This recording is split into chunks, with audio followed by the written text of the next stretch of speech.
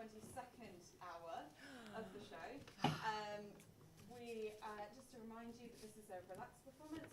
That means that the lights will stay up like this. We're having a little bit of a glitch with some of the hotel lights, but if they do go out, they'll be put back on by me within 10 seconds. I'm sorry about that. It's just something the hotel's trying to fix at the moment. There won't be any loud, sudden noises. If you need to leave at any point and then come back just for a breather or to go to the bathroom, you're more than welcome to. And there's a relaxed attitude to sound and movement from the audience for the benefit of people who struggle to stay still and silent for an hour. I will now hand over to Alex, but if you needed anything from me, like a hearing loop headset, it doesn't look like you do, but if you did, my name's Chloe, I'm just in the corner. So now I will hand over to Alex, who's our Games Master for this hour. Hello. Thank you very much. Thank you. Yes, I'm Alex and I am the Games Master for this morning. What's going on? Who are we? What is this? Well, welcome. We are Adventurers Wanted. We are, for those of you who don't know, a tabletop role-playing game. For anyone new to that, what that means is that each person sat around the table to the sides of me is playing their own unique character. I, as the Games Master, play the rest of the world. I describe the places, the people, and the things that they encounter, and I'll tell them things that happen or things that are occurring around them. They will explain to me things that they would like to do, or how they would like to interact with the world. And sometimes I will ask them to roll dice. Their success or failure at rolling those dice will determine whether they succeed majestically or fail miserably, and often hilariously. It helps push the story forward, and it adds a little bit of chaos to a world full of chaos. Our story so far. All of our characters are crew members aboard a naval research vessel known as the Spirit of the Horizon. On a recent mission, it was unexpectedly and magically transported to a completely new and unknown world. Now the crew have to figure out how to get home, whether that be by fighting monsters, exploring the islands that they find themselves among, finding new allies, or by some other means that they don't fully understand yet. Most recently, they have been asked by a long-time ally, by long time I mean 3 weeks, that's how long they've been on this world, to come to her home city and to deal with an issue that the people of the city are facing. She is a strong magic user, and she has explained to members of your party, not necessarily the characters around this table, but members of the party, that they haven't come across many magic users, many wizards, book learning, magicians on the world yet, and that there might be a reason for that. And so she has asked the players to come to her city, known as Clathid, to help with an investigation task.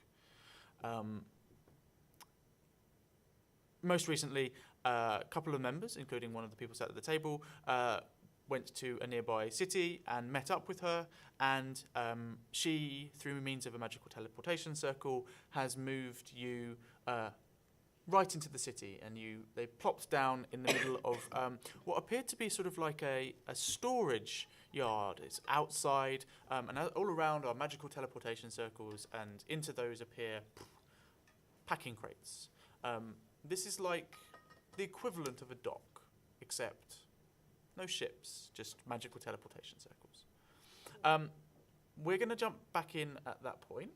Before we do so, I'd like to go around the table, ask everyone to introduce themselves, their character, what their character is, and a piece of information about their character that means that other people on board the ship would know who they are or would have come across them at some point during their time here.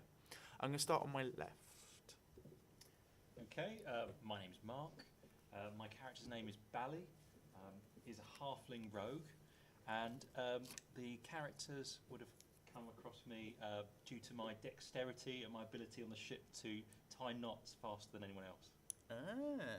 Nice. Is Chief Knotsman a ship's role? Is now. Chief Knotsman.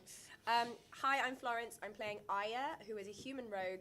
She was a stowaway on the ship when she was trying to escape some of her enemies, and in a moment of panic got on a naval military ship. But when they transported to this new place, she had to make herself known, and the captain has now made her chief scout. Hi, my name is Robert. I'm playing Varhil, a half-elf ranger. He's been on the ship since the beginning as mainly as fairly low-ranking, basically soldier on the ship and archer. So he's been defending the ship and hasn't even been on any missions so far away until this one. Cool. Hi, I'm Mira. I'm going to be playing Gloria, who is a human fighter. She's chaotic neutral aligned, so she's going to be one of those. And she was discovered Bring it. at a spaceport in a massive brawl, during which she kind of did some backflips and some cool knife throwing and some like Jackie Chan style fighting. She was immediately drafted aboard to become a special mercenary to services on the ship in case of meeting with any pirates. So she's an extra special, super cool fighter. Cool. That's what we like for our investigation mission. You never know Yes, what well- you find when you investigate. We jump back in. Varheel, you find yourself in the middle of this this plaza filled with all of these things. In front of you is the strange temple with the sort of almost like the Parthenon in Greece, except instead of columns, it's made of cloud. Next to it is this strange temple with the cog-shaped symbol across it that looks like a sort of a blooming lotus flower. And as you look ahead of you, you see also lots of buildings, lots and lots of buildings. This is the most sort of built-up environment that you've seen for all of your time on the planet, on this So world. we're looking at a very major city here. You're looking at certainly what appears to be a large city. Above the houses and the buildings directly in front of you, you see rising above that a sheer rocky mountain outcrop, and on top of that a fortified building. Okay. Wow, cliffhanger, a fortified Building. building. Okay, can I make a perception check to work out how Right. far we might be from where we were, like the positioning of the sun, the shadows, and so forth? Yeah. Roll me a nature check. Nature check. Okay. Okay, so that's 13. As you look around, you sort of instinctively look beyond the buildings and you see thick cloud, dark cloud, purple cloud, and within that there is the flash of thunderstorm, and this seems to surround the entirety of the city. The whole city, as you look around it, is just like almost a huge wall of this static purple lightning storm. As you look up further and further, you see it just keeps going up, and then suddenly above you, clear blue sky. Roll me an insight check. 9. You recognise this swirly, stormy colour, but you can't quite put your finger on why. At this point, your colleague, who has been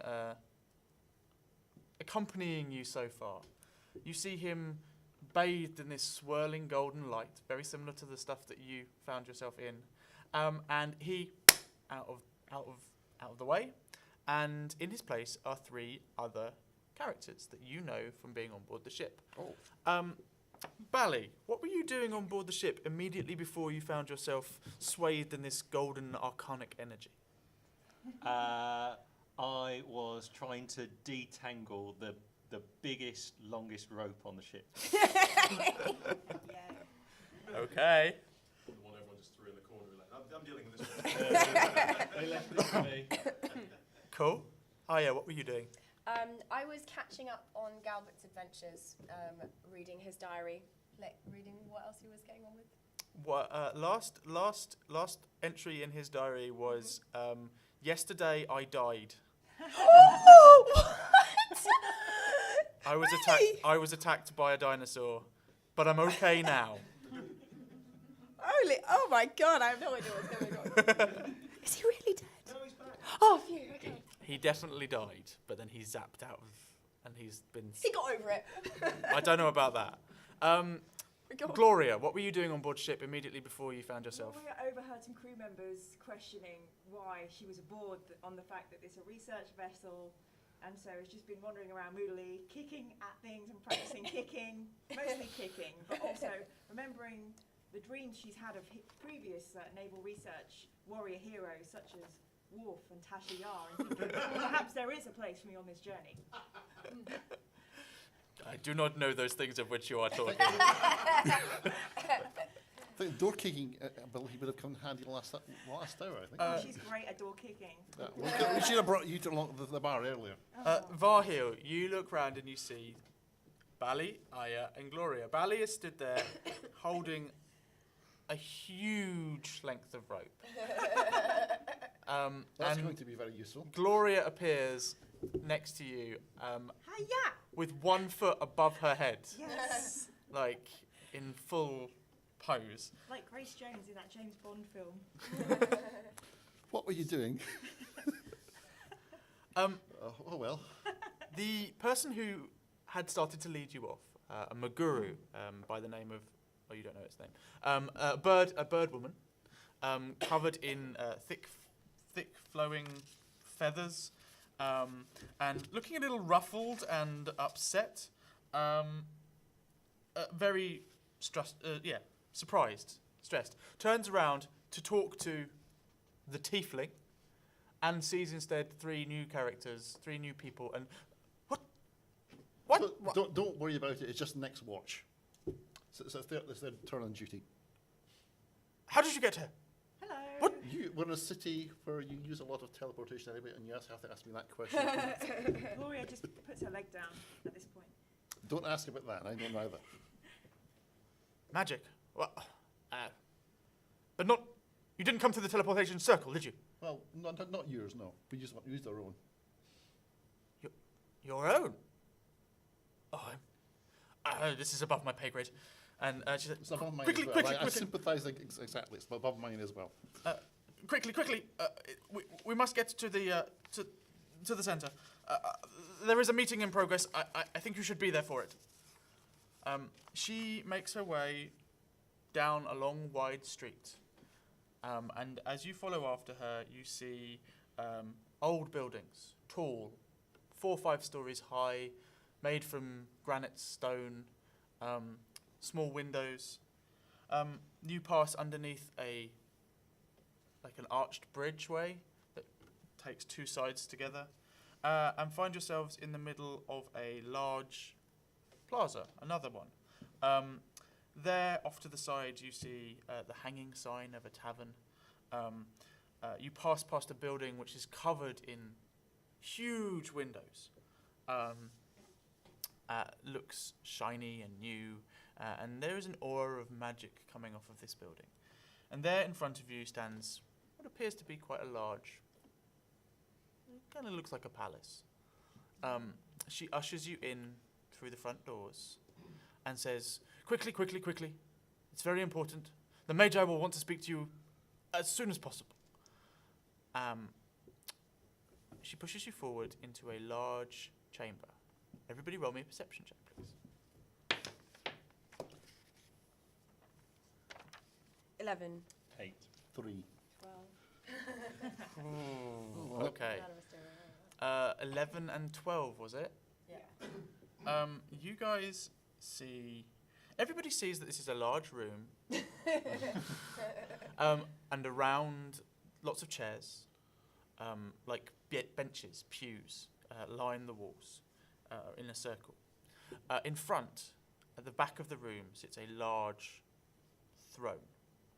In front of that, 3 chairs. And in front of that, more chairs. The throne at the back of the room is empty. In front of that, 2 of the chairs are occupied, and in front of that, 6 of the chairs are occupied. And one of the figures, the one in the middle, stands and says, "Is this them?" And the character who's with you says, "Oh, yes, Lone Tree. This is they, I believe." And she sort of nods and steps backwards, showing great deference. And he says, Approach. What do you do? What we approach? I'm sorry, who are you? Varhiel.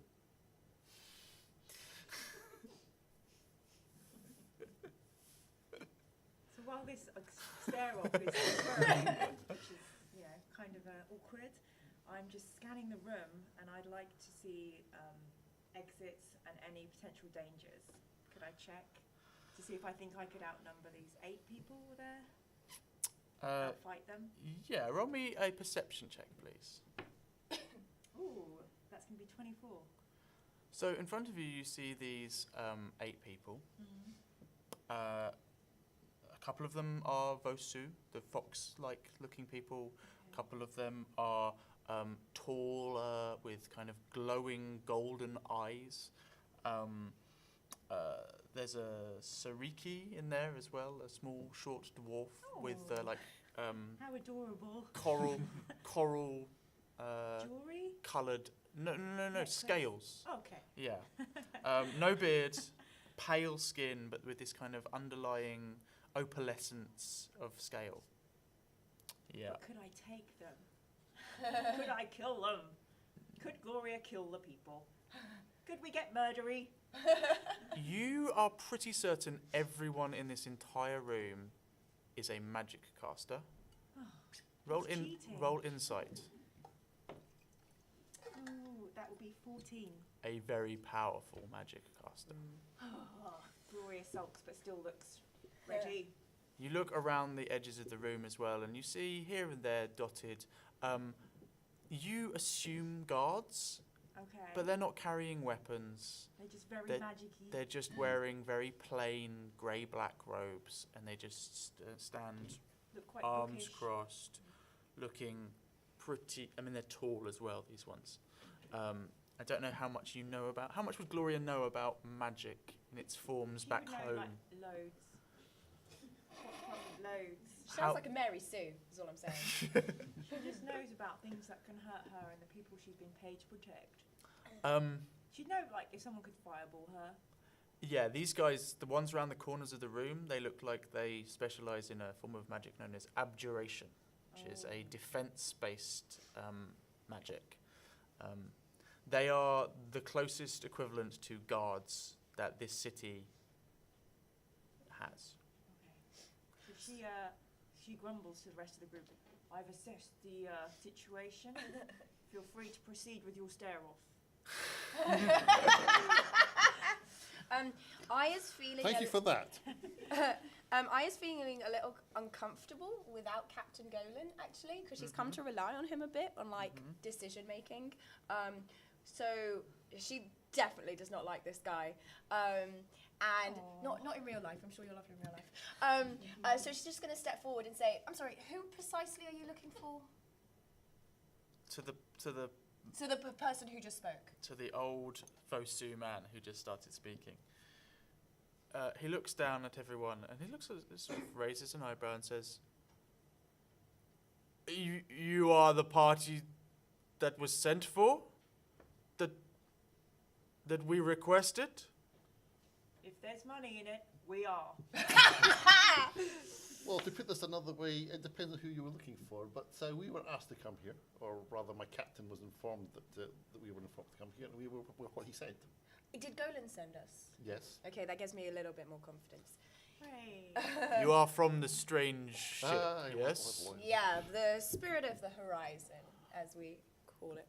Gloria will put her arm around Aya in a comradely manner. She shrugs it off. Gloria looks affronted, but saves that for later. I just wonder at this point what the new replacements are just right here. I thought it was bad with the tiefling. What is it that you need us to do? Yes, we need Cutting get to the that eventually, chase. yes. He looks at you. He says, "I see none of you are magic users. This is good. We are a community almost exclusively of magic users, and although that has its upsides, it also means in certain matters we are at a loss adversity is the way forward. He looks across. Did you say that out loud? No, that was Florence speaking. He looks across to the chair beside him, so the third chair on his sort of level, which is empty. And he looks at it and he says, "We have recently suffered a loss. Brother Fenlon, one of the triumvirate." At this point, he looks across to the person to the other side of him, who you see now is a Komodo, a lizard man, and says, "Brother Fenlon has been taken from us. As one of the oldest and most respected wizards in the city, his death has been a mighty blow to us. He was affable and friendly, and he fought hard to try and change the lives of the citizens and residents on this city for the better. 10 days ago he died, in strange and mysterious circumstances. There are rumors rife within the city. We must focus now on finding a replacement for him. A long and arduous process involving much negotiation and discussion amongst all of the schools of wizardry and amongst all of the heads and members of the council and the triumvirate. We would know more of his death. Rumors swirl of mistreatment and strangers and, well, we cannot glean much more. If it is possible, we would find it most helpful to us if you could root out the cause of death, find what may be behind it, and, well, once that is known, either deal with it yourselves or let us know so that we can deal with it. What was this guy's name? Sorry? His name was, you've heard him briefly referred to as Lone Tree. Lone Tree. But he was brother something. The one who died was Brother Fenlon. Oh, Brother Fenlon, yeah. But the guy who spoke was Lone Tree. Yes. Okay. All right. I am curious. I'm excited about this. I want to know from this Lone Tree if they've got any leads.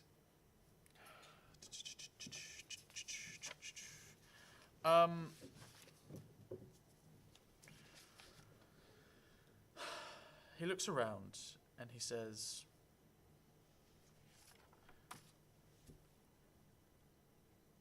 "We have no leads towards the people, but there is a rumor swirling around the city. We believe that Fenlon was poisoned. Obviously, it could be anything. Could be one of the members of our community who may wish ill will to us wizards, or." And at this point, he sort of scans the room and looks down at the people in front of him and says, "It could possibly be one of our number. It seems unlikely, but, well, rumors are rumors." Aya immediately suspects the guy who was speaking. Just putting that out there. Is there much ill feeling towards wizards in this world? You're asking the DM? I'm asking him. Oh, him? Many in this world do not fully understand our power and our ability. There have been occasions in the past where certain members of certain species have risen up against us. It is dangerous to be a wizard in Havmar. We are forced to seal ourselves off from the world at large. So that explains the barrier, I see. It is a necessary evil, a protection for us and our kind against the wild, chaotic forces of And at this point, he clocks the fighter of those who wield. Just spinning a knife. Yeah, Honestly. of those who wield a more blunt instruments. This is very sharp. Continue. Please put it away. I put it into one of my 50 dagger sheaths. The time for the aggressive negotiations is later. Just let me know. Okay. Where did this brother die? He says he died at home, in his bed. But our investigations into that have yielded more questions than they've answered. What have you done with the body? The body is just outside the city walls. We have not yet been able to bury it. It is currently lying in state within the School of Necromancy.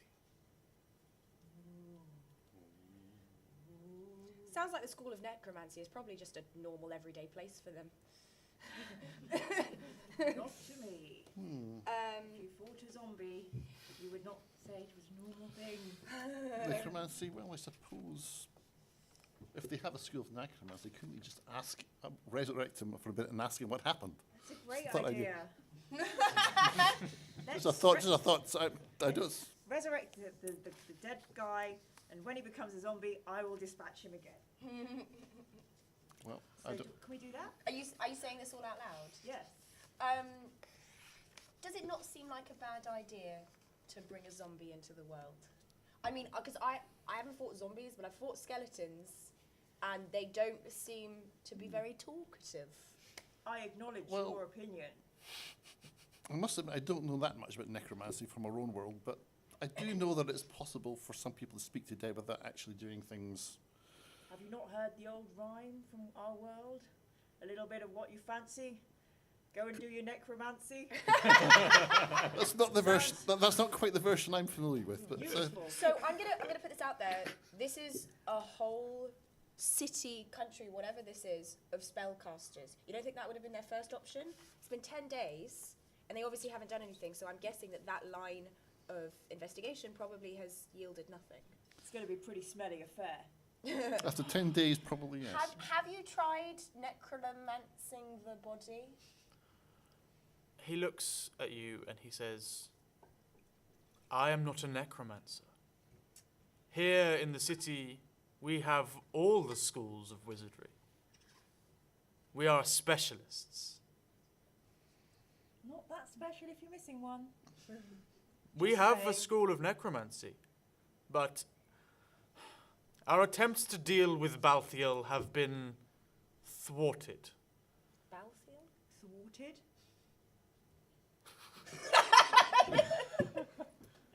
Thwarted means difficult to deal with. Balthiel is the head of the school of necromancy. Right. Gloria writes down the definition of thwarted in words. Thank you. You don't get on with this guy. Balthiel is a fine man, but since the death of Fenlon, he has been withdrawn, surly, even for a necromancer. Were they lovers? Were they? He doesn't know. So have you asked him to try and figure out what happened and he just refused? None of us have seen Balthiel. He seems to have locked himself away in the school. Suspicious. So It's I worth see. looking into anyway, I think. Yeah? Should we go say hello? We might as well. Yeah. But Okay. first let's have a look at this deathbed first and see if we can Yeah. see anything around there. Find any clues? Okay. Cool. You accept the task? Well, there is a little matter of what you offer in exchange. I mean, you're Of asking us to course. do a job for us. We have a few problems of our own that we might. Of course, economics, I understand. I have heard tales of your recent adventures. Someone close to me has experienced your battles firsthand. A small word in my ear has suggested that you may be lacking something vitally important as your missions and your services continue in this world. How dare you? What? They were trying to help us, sir. We are powerful. There are many of us.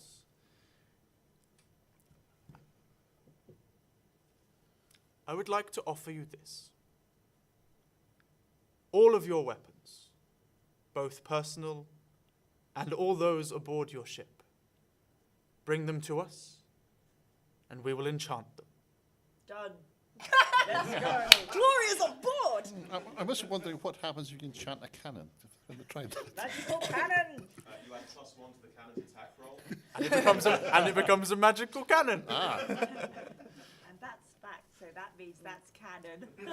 Hey! I'm sorry immediately. I'm secretly in my head wondering if he's got any tablet pieces. Bet there's one lying around in this place. All she cares about is wanting to get home. Good reason. Yeah, seems like. I'm game. This Yeah. morning I was not in rope, and now I'm here. So You You can have still some are. magical rope. Yeah, you're still. You still are technically unknotting that rope. Yeah, I've You just brought wrapped it with you. yeah, and it's you just haven't put wrapped it down around yet. me. I've just been fiddling with it nervously. What's going on? All right. He spots what you're doing, and he sees you engaged heavily in it, and not necessarily listening massively hard to what's been going on. And he reaches out a hand, and you feel an arcane energy, and the rope just off you, and it just makes itself completely unknotted, and then it coils itself, and it lands over your shoulder in a perfect coil. That's you out of a job. I know. I have mixed feelings about this. Convenience, but keep it on the down low, guys. You start knotting it back again. I must have purpose in my life. Cool. Okay. Shall we go to his home and see if we can figure out any clues? That seems a good Let's place to do it. start, and then we can have a word with this necromancer later. So you're a ranger, right? Right. So I want to have a look round anyway, see if I can spot. Cool. As you make your way out of the room, the doors close behind you, and you start to walk down a short corridor that leads back out into the outside world. As you're just about to make your way out of the building, you hear two pairs of footsteps behind you, and turning, you see two people. You roll me perception. 13. 16. 22. 14. Gloria, you recognise these two people. They were sat in the room that you were just in, but on the lower level down. They have obviously, Yes, the two to the left. yeah, right on the edge, sat Right next on to the each edge. other. They appear. You see, one of them is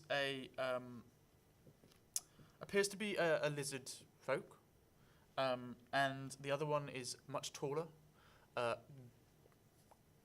almost completely silver eyes, with only these two tiny black spots in the middle of the pupils.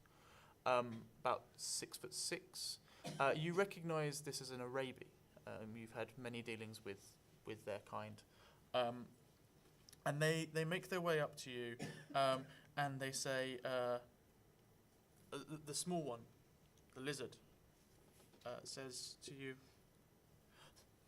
"Thank you so much for taking this.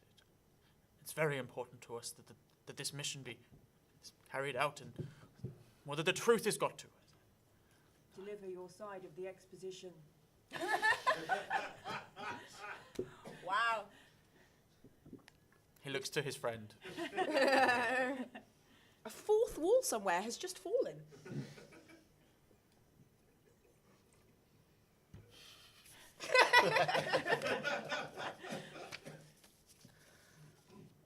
Is there more to the story we were not given in the mighty chamber that you wish to... There may be more than meets the eye to this murder. There always is. There always is. Did you murder? No, say that. If you give us any information, we will also protect you. Lone Tree is... He is very good at his job. He likes to think and ponder before he comes to any kind of conclusion. He did not mention, but there is a rumor swirling around the city that Balthiel may have had something to do with this. I know Balthiel. It doesn't seem right. It doesn't match up with my expectations. Even for a necromancer, he is... I heard he was a pretty moody guy. He is now. But before that, he was fun time, Balthiel, party man. You're talking about a necromancer here. Well, some of those graveyard events. He You was know. he was certainly less difficult to deal with. And he's sad because he's being accused of the murder, That would bum me out. but you think it's a setup. It seems... I don't know. There is a convenience in this. Does Lone Tree... Oh. Does Lone Tree not like Balthiel? Do they have beef? Roll me an insight. 7. You didn't get that vibe Okay. when you were in the room talking with Lone Tree. This person says, I'm sorry, I should have introduced myself. My name is Mosca. It seems all too convenient. Balthiel, well, let me explain a little of the system here. We always have 3 triumvirate, 3 main magic users who look over the Council of the Magi. These people are powerful wizards with more than one ability. They have managed to master more than one school of wizardry.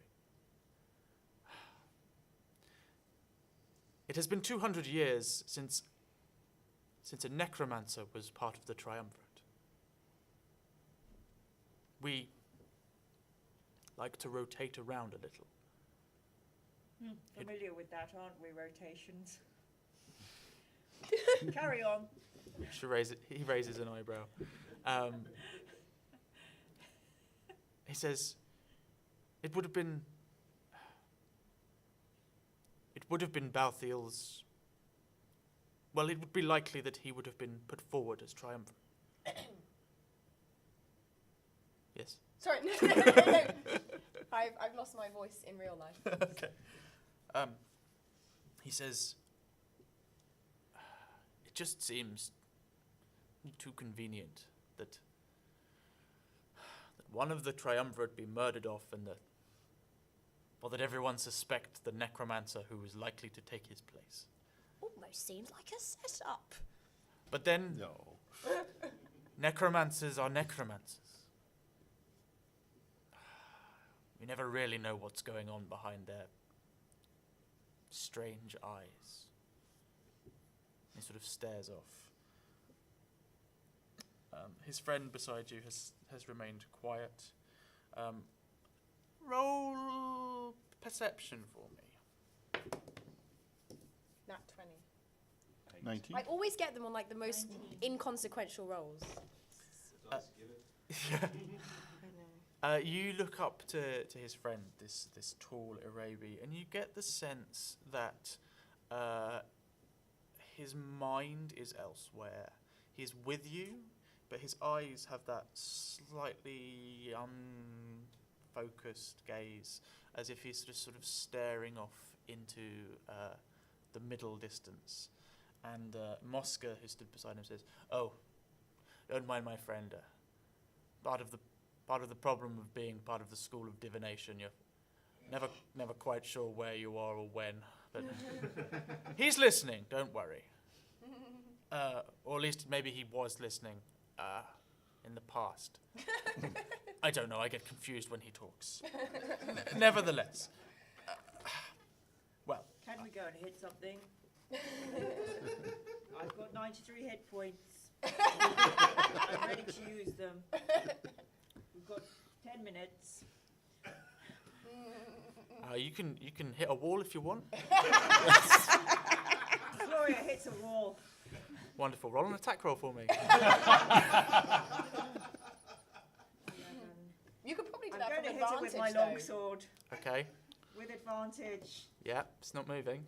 21 to hit. You hit the wall. Damage roll. 1d8. For 15 hit points. This is our commitment to finding out who did the murder. Let's go to the house and shake this. There is a large clang, and a small chunk of the masonry chips off the wall. We're really bringing the house down. And Mosca looks across, and he just sort of puts his hand out, and you see the stone move and meld and go back into place. He says, part of what I have to do as a member of the School of Transmutation is look after this place. It would fall apart without us. You keep your skills sharp, I'll keep mine. We really could do with someone like him on the ship, I think.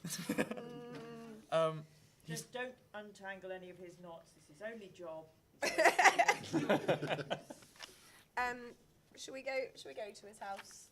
Thanks for the tips, brother. No problem. Do you know where his house is? No? Could you take us? Yeah, let's We'll just have a chat along the way. It's a good idea to pick up a map of the city. We could find our way around. A map of the Nature said. city? Yes. Nature said. I think I think I've got one of those. He hands a map of the city across Thank to you. you. Oh, wonderful. Maps. Doesn't make a lot of sense to Gloria. She normally just follows people and hits people that try and attack the people that she's following. Thank you. We'll just keep it on a chain, I think. He says, Fenland's house is down in the southwest. Southwest. And he points to a place on the map and he says, it's down here, nearby where you came in. Oh, I see. Right.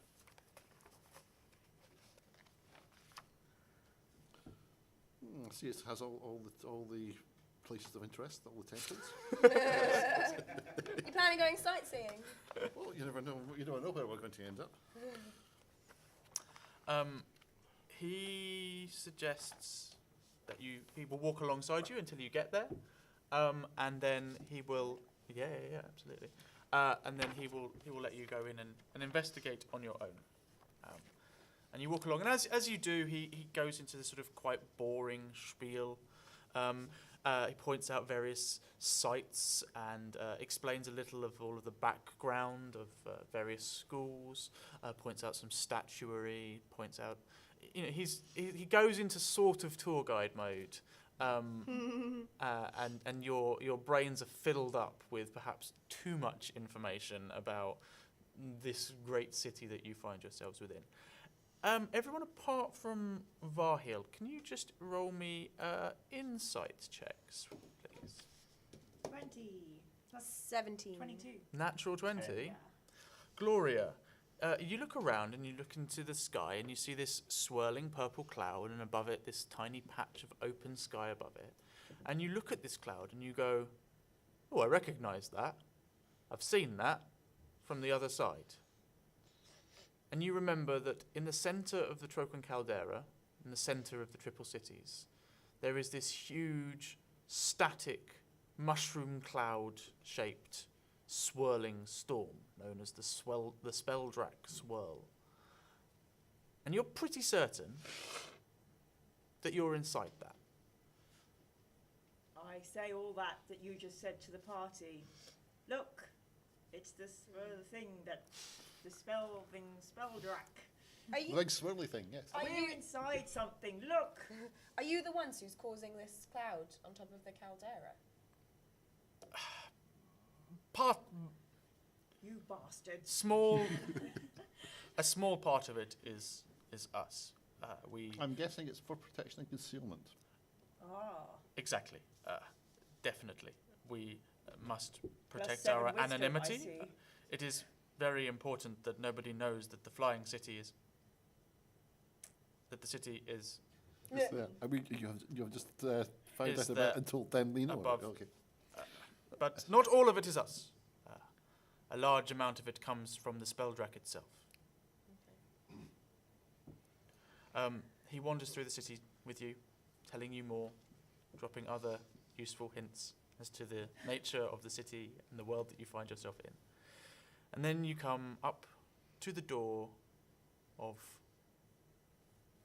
a large residency, and he says, "This is Fenlin's house. I will leave you here." Okay. And at that point, I'm going to end this out. Yay. Thank you very much. Thank you for coming. Thank you for playing. We're doing this from 10 a.m. to 3 p.m. and then 5 p.m. to 10 p.m. every day at the Fringe, except for the 24th and 25th. We're also streaming the entire thing live on twitch.tv/adventurerswanted, and we're live tweeting it on @adventurers250. I'm just going to very quickly throw to Florence, who is working on something else at the Fringe. So I'm doing a couple things. So I'm doing Agony Uncles of Science, which is a free show every day at 9:15 at Barbados. We're real scientists who solve all your problems with science, oftenly inexcusably applied. And then I'm also putting on the Vagina Museum's first ever art exhibition. And we're running 2 events as part of it, a comedy night, which is tomorrow at 6 p.m, and a comedy night on the 22nd. Again, it's like free sort of pairs you feel things. If you would like a flyer, I have more. One's got a vagina on it. It does. Do feel free to come back to see where the adventure goes, or you can buy a play ticket and get involved yourselves. Otherwise, we've got a quick turnaround to our next hour. So thank you very much for coming, and have a lovely day. Yay. Thank you very much.